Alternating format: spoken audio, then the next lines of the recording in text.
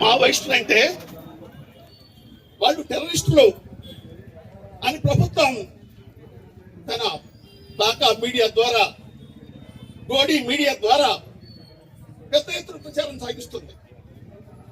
టెర్రరిస్టుల్ని చంపితే తప్పు కాదు, ఇది అవసరం అని ప్రచారం గావిస్తుంది.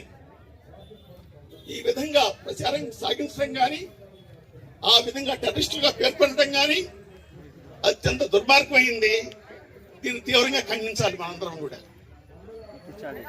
ఎందుకు మావోయిస్ట్ పార్టీ పోరాటం చేస్తుంది?